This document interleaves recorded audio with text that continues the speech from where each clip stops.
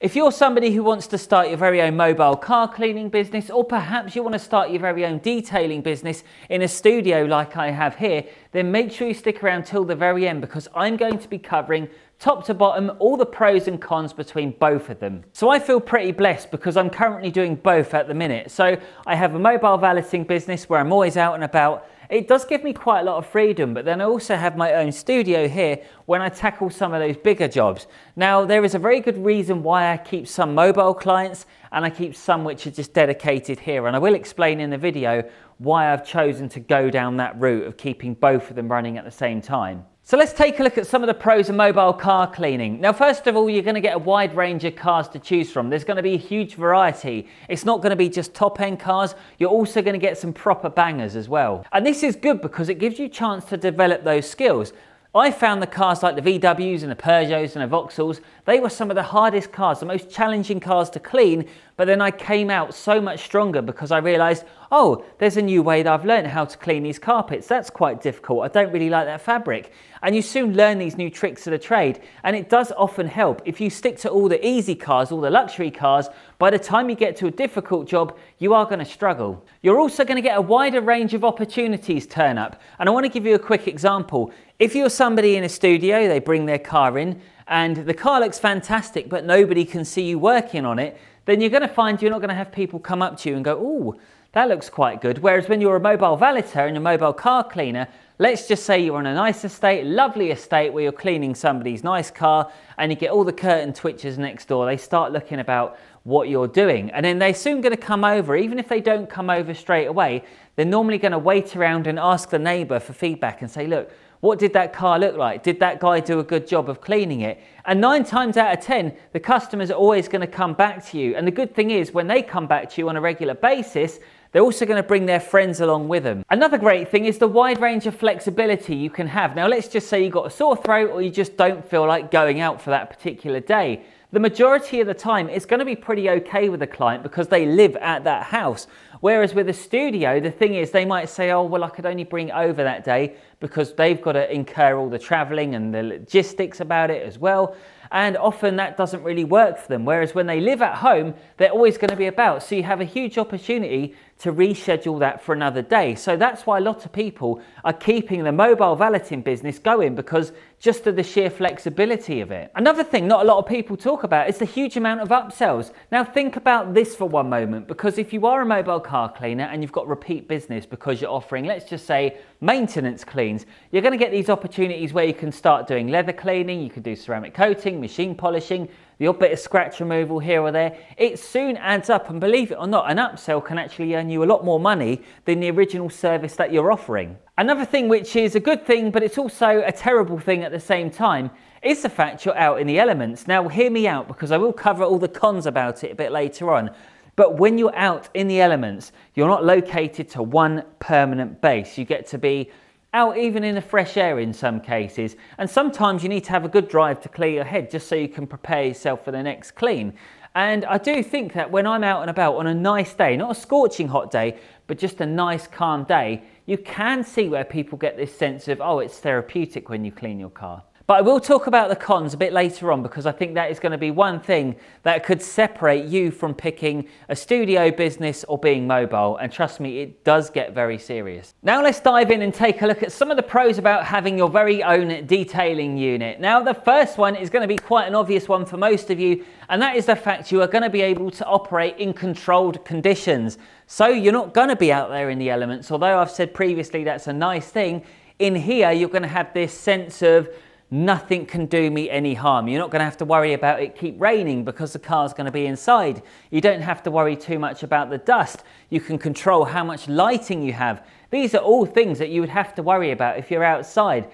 And this is what makes detailing in a unit more favourable for those of you who offer those more in-depth cleans. Another thing you can achieve just by having your very own flashy studio is the fact you get a better quality of cars coming through the door. Now this is very true, and this is something that I've experienced because I know several other detailers, when they were mobile valeters, they were getting some of the rough and ready jobs, and that's because people only saw them as car cleaners. They didn't see them as anything else. They didn't see them as professional detailers. when you have that unit and you have that name and that brand around you, you can really add on some serious pounds onto any type of service. And remember this, they're going to be bringing their car to you. You're going to be able to give it a good pampering in these control conditions. They're going to think, okay, wow, he's really taking care of my car. It's getting this luxury treatment. So you're going to get those real proud customers who might have the Ferraris, the Bugattis, the Lamborghinis, and they could say, right, go on, do your magic on it. We'll come back in 2 weeks' time, we'll pick it up, and you probably would have made an absolute fortune from it, because when you're working on cars like that, those types of clients are the ones who don't object to paying you a little bit extra. So yes, detailers can make a lot more money than mobile car cleaners, because you don't have to worry about that, whether you're going to be in here, you're going to be safe. And you also have a good idea about how much you're going to be spending. You know there's going to be a flat rate every single month, whether you've got your business rates and then you've got your rent on top, you've got your electric and all that. And you just pretty much know that, okay, every month I'm going to be spending X amount. So you know whenever there's price increases, you know how to adjust it. There's not a lot of faffing involved. It's actually very straightforward. You can eliminate a lot of stress just by having your own unit, because you don't have to rush around as much. You're not under pressure, whereas when you've got your mobile valeting, the customer says, can you get here for 9 o'clock, but I've got to go out for lunch at 12. You're then going to feel like you're constantly under pressure to get that job done. It's a little bit different with a studio, because when you book a car in, you normally have this plan, okay, I'm going to spend 1 or 2 days, and that's pretty much it on any type of clean, unless you're doing full paint correction. That could take a little bit longer, and then ceramic coatings. But for your main deep cleans, normally 2 days is going to be the tops the car's going to be in there. So if somebody said to me, okay, I want to give you £600 for a 2-day deep clean and a polish, do whatever you can in the 2 days, I'd be like, okay, I'm quite happy with that. That's a nice amount of money for each day. You get to work at your own speed, and you know it's going to be very achievable. And speaking of the comfort and doing things at your own pace, we have to talk about that weather side of things again, because in the summer months, it's going to be scorching outside, and the last thing you want to be doing is being outside. So when you're in the unit, at least you're in the shade, although you've got your lighting, of course. But then you're also going to find that in the winter, when it's freezing cold, you can have heaters on, and it can be a lot more comfortable, especially when you're trying to treat the cars, and the paintwork is normally so cold when you're doing it outside. But when you're inside and you can control the temperatures, you can control everything, it just makes life so much easier. And to tell you what, while we're on the subject of the weather, let's go back to the cons of mobile car cleaning, because I think this is a real big issue. We're now rolling into winter, so this autumn spell is where all the leaves and everything is just flying off the trees. This happens to be a lot more harder for me, I reckon, than working during the colder months, because I'll give you an example today. I did a nice brand new Range Rover. It looked lovely. I gave it a nice wash, put a quick detailer on it. Within a few minutes later, all these little helicopter things were coming down off the trees. I don't know what they're called. What are they, sycamore? I don't know. Whatever it is anyway. Bits of sticks and that were blowing all over the car. Let's not be too technical here, Dave. And it ruined the whole thing. And I thought, well, I didn't have my car dryer on me because I didn't really carry a lot of stuff. I didn't anticipate that. I was unprepared. I just thought it was a quick and easy wash. It looked blue sky outside. I thought this was going to be a nice, easy clean. And it turned out to be an utter disaster. Not only that, the wind blew the door open and it's now made a little tiny mark, and it's actually damaged the PPF on the car. So I've now got to fork out my own money to then pay for that, because I didn't want to go through insurance because it was something so small. Again, I've now shot myself in the foot. So I've actually come out with less money. I would have made more money staying in bed, because I kid you not, it's definitely not all plain sailing. I get times where I feel really upset when I'm car cleaning, and I'm just thinking I just would have been better off staying at home. I could have made more money on benefits sometimes, and that's just a sad reality of it. So unless you've got a canopy, you are going to struggle. And oh my God, let's not even talk about the summer, because the summer months, they're dreadful. Everybody goes, oh, it's lovely weather to be cleaning your car today, and it's like 30 degrees and the sun's beaming down. And you're like, are you taking the piss? Seriously, it is horrendous. When you're working outside in the sunlight and you've got no shade, sometimes you have to rely on the shade, but when you got the shade, you're like, oh, this is nice because I'm under a tree. And then you get all the gunk blowing off the trees again, and then you get the tree sap. It is just a never-ending nightmare. And I'm really sorry, because I don't want to put you off, but I'm just sharing the brutal truth about being a mobile car cleaner. And another thing I want to compare is the cost of getting a van, because I pay about £6 grand a year, I think, pretty much for this studio, around that sort of figure anyway. and you've got to go and buy yourself a van if you're mobile. You've got to tax the damn thing, you've got to fuel it, you've got to service it, you've got to make sure everything's working. Trust me, there is not a week that went by with my van when something didn't go wrong. Even if it was a stone chip on the window, you could have a really good day. You could make 3 or 4, even 500 quid. And you're driving home thinking, yeah, this is good, I've done well today. And then boom, either that or some sod's crashed into you.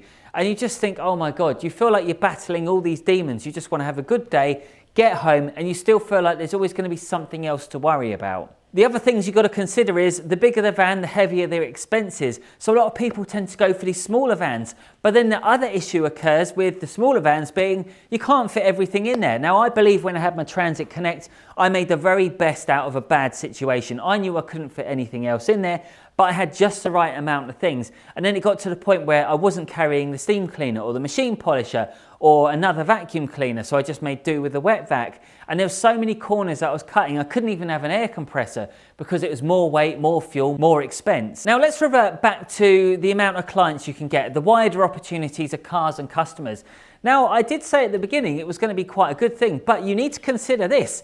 There's also going to be a lot of wrong-uns that you're going to come across along the way. And trust me, this happens so many times. I used to have people like, oh, no disrespect, excuse me mate, I'm a builder, I got 3 vans. Would you do two for 20 quid and maybe you can do mine for free perhaps? They always try to haggle you down. If they go, oh well, we got 5 or 6 cars, make it a lot cheaper. And then you get to the house and you're thinking, you said you got 5 or 6 cars. I was expecting you'll be in this mansion. And it's basically some geezer who's brought all his mates round just so they can get a cheaper clean on the driveway. And then you're thinking, well, I've got 1 driveway, 5 cars, I've got to move all the cars around one at a time. It's a right faff. You're not going to make any money. Trust me.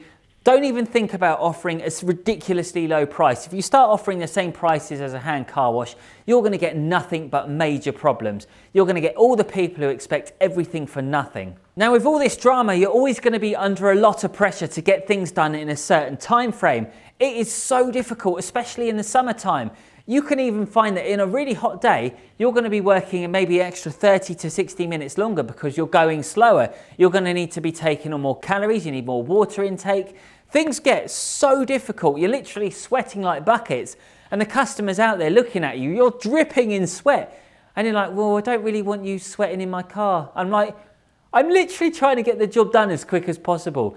These are all things you are going to encounter in the summer. Trust me, if you think mobile car cleaning's easy, it ain't. It really is not at all. And then in the winter months, it gets even harder because you're going to be out there, stuff's going to be freezing, your hands are going to be so cold, you're going to be literally crying to the point you just want to go home, have a cup of tea and watch Only Fools and Horses with your feet up with a hot water bottle and a blanket. That's literally all I could think about in the winter. I just wanted to get out of there because it was unbearable. It was so much pain, not just physically, but mentally, it was killing me inside. And I'm really sorry that I'm blunt about this. I don't really want to be putting any of you off. I don't want to kill off any part of the industry either, but I'm just saying from my own personal experiences, I've done this 16 years now. I've done it long enough to know when it is getting to me and it's getting to the point where I really cannot go much further. And I'm really not trying to scare you on this. If you're somebody who's starting a business now in your 30s, you've got to be very realistic to yourself. Where are you going to be in 10 or 20 years' time?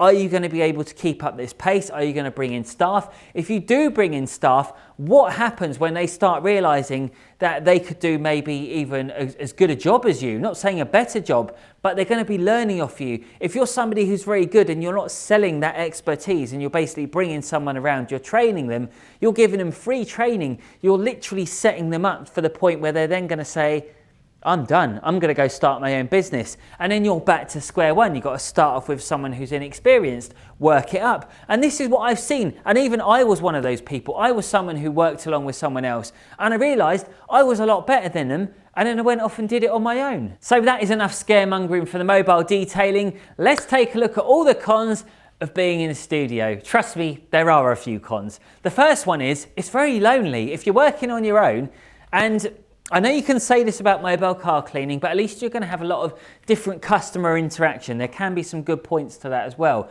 But when you're in a unit, the cars are normally dropped off. There's the keys, get on with your work. It's just you and the car. Although that's a very good thing because you can focus on your work, you can get the job done properly. I had moments because I used to do a bit of detailing in a studio, like halfway through my career, like 7 years into it, I was doing it. And I was getting to the point where I was just bored. I get bored too quickly. I like to be out and about. And I think that's probably one of the only reasons subconsciously that I even kept going with the mobile valeting, just because my brain has to tick over at a certain pace just to keep me going. I feel that if I was doing the same thing day in, day out, I'd get bored too quickly, I'd lose the enthusiasm, the motivation, I'd start eating crap again, and then I get to the point where I'm just sitting there moping around feeling sorry for myself. And trust me, it does happen. And you know what, I'm just going to be open here. I don't enjoy machine polishing. In fact, I get absolutely sick to death of it. It's nice when you see the final results at the end, don't get me wrong, but it's just so boring. You're just constantly doing this nice and slow, and the hours soon pass. And you're thinking, okay, this can't be good.